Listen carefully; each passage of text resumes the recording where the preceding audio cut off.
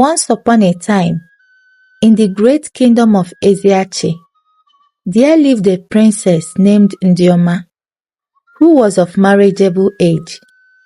Every man in her kingdom wanted to marry her. Many princes and noblemen from Eziachi and the neighboring kingdoms asked for her hand in marriage, but Ndioma refused them all, finding fault in every one of them. She was born into wealth and was the apple of her parents, the king and the queen's eye. They spoiled her so much that she developed a strong sense of entitlement and sees herself as more superior than anyone. Ndioma believed no man was worthy to ask for her hand in marriage, for she thought herself a prize too precious for any suitor. She would often boast, "I am a diamond, and any man deserving of me should be a prince. Not just any prince, but a prince who is handsome, strong, wealthy, and perfect in every way." Different young men, princes and noblemen kept coming, but Ndioma refused them all. She kept criticizing and driving them away with her razor-sharp tongue. Her father, the king, became worried that she may never get married as she kept driving suitors away. So he made a grand announcement throughout the kingdom and beyond, stating his daughter's specification for intending suitors and advising anyone with such qualities to come to the palace, as their marriage to his daughter will earn them the throne, as is their tradition. The announcement spread far and wide. Princes that were very good-looking from Eziachi and beyond began to arrive at the king's palace, each hoping to capture Ndioma's heart and claim the throne. But as usual, Ndioma was less impressed. As the princes introduced themselves one after the other, Ndioma would say, "He is ugly." Another one would come. Ndioma would say, "He is handsome, but he's not that tall." Another would come. She would say, "He is handsome and tall, but he's not as wealthy as my father." The last prince came, and she said, "He is handsome, tall and wealthy as my father, but father, I do not like the way he smiles."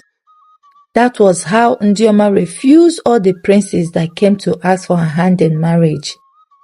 Soon after the princes had left the palace, a mysterious man arrived at the kingdom. He was very handsome and tall, with a dashing smile that can light up any dark room. He was better looking than all the princes and noblemen in Eziachi and beyond, and in company of him were maids and guards. Ndioma was stunned. It was love at first sight. She had never seen a more handsome and perfect prince like the one in front of her. The charming prince introduced himself as Prince Uwezuke, the crown prince of Alaase, and he proceeded to ask for the king's consent to marry his daughter. Ndioma was delighted and pleaded with her father to accept and bless the union. But the prince's name and kingdom didn't sound familiar to the king, so he hesitated. But the prince told him that his kingdom was a faraway kingdom. The king, although skeptical about the prince, thought to himself that since the prince was going to stay in his palace, as tradition demands anyone who marries the princess, it would give him the opportunity to keep an eye on the prince. But the king was disappointed, as the prince stated that the crown prince of Alaase is not permitted to leave his kingdom, that his wife would have to follow him back to his kingdom. The king, on hearing this, refused to accept the prince's request to marry his daughter Ndioma. He explained to the prince that their tradition also do not permit the crown princess to leave her palace, that he cannot give him his daughter in marriage. On hearing this, Ndioma fell to her knees, crying and begging her father to accept her suitor. She stated that all her life she had looked to find a perfect man like Prince Uwezuke, that if she misses this opportunity, she would never get married ever again. Her parents tried to persuade her to see reasons with them, but Ndioma, being very stubborn and entitled, refused and continued to cry. After several attempts by her parents to convince her to not marry the prince, they finally gave in to her request. She was very happy. At last, she had seen her perfect prince and was ready to go with him to his faraway kingdom. The king and the queen, although sad, allowed Ndioma go with her husband. Ndioma and her husband Uwezuke set off. For several days, they journeyed through different villages, deserts and forests.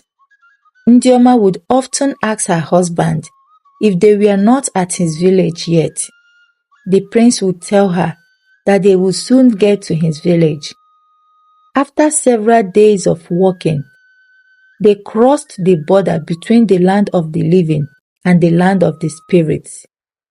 As they entered the land of the spirits, strange things began to happen. First, the guards and the maids mysteriously disappeared, and her husband couldn't explain their whereabouts.